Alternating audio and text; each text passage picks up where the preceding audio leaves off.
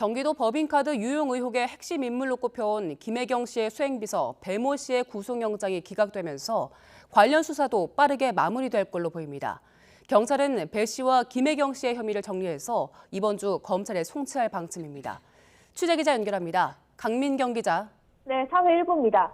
네, 오늘 새벽 법원이 배모 씨에 대한 구속영장을 기각했다고요? 그렇습니다. 수원지방법원은 오늘 새벽 0시 반쯤 배 씨에 대한 구속영장을 기각했습니다. 무엇보다 배 씨가 경기도 법인카드를 사적으로 유용한 의혹과 관련해 업무상 배임 혐의를 대체로 인정을 하고 이에 따라서 경기도에 2천만 원의 전액을 공탁한 게 우선적으로 고려된 걸로 보입니다. 배 씨가 일종의 자백을 한 데다 피해자 모두 변제한 만큼 현재 단계에서는 구속할 상당성이 적다고 판단한 겁니다. 여기에 앞서 경찰이 대대적인 압수수색을 통해서 법인카드 결제 자료와 통신 기록 등 증거 자료를 이미 대부분 확보한 만큼 배 씨의 증거인멸 가능성이 크지는 않다고 판단한 걸로 풀이됩니다.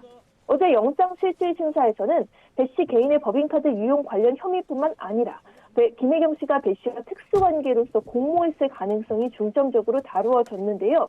법원이 배 씨의 구속영장 기각 결정을 하면서 현재 단계에서 배 씨를 구속할 필요성과 또 상당성이 충분히 소명됐다고 보기 어렵다고 적시한 데에는 이 법인카드 유용 전반 과정에서 두 사람의 공모 혐의가 있다고 보기에는 관련 소명이 충분하지 않다는 판단도 포함된 걸로 보입니다.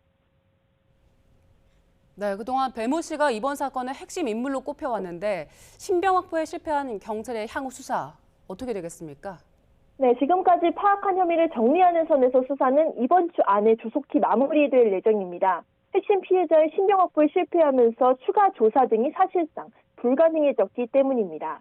경찰은 배 씨의 신병을 확보할 경우 김혜경 씨의 공모나 지시 혐의에 대한 추가 수사 가능성도 열어뒀지만 이 역시 제동이 걸릴 전망입니다.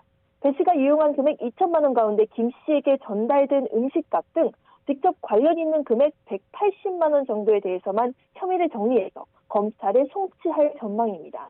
경찰은 최근 법인카드 이용을 방조한 혐의로 경기도 총무과 직원 2명을 추가 입건하기도 했는데요.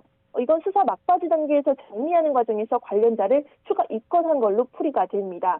선거법 위반 사건 공소시효가 다음 달 9일에 만료되는 만큼 검찰도 사건을 넘겨받은 뒤에 배 씨와 김 씨 모두 불구속 상태로 재판을 넘길 걸로 보입니다. 지금까지 사회 1부에서 YTN 강민경입니다.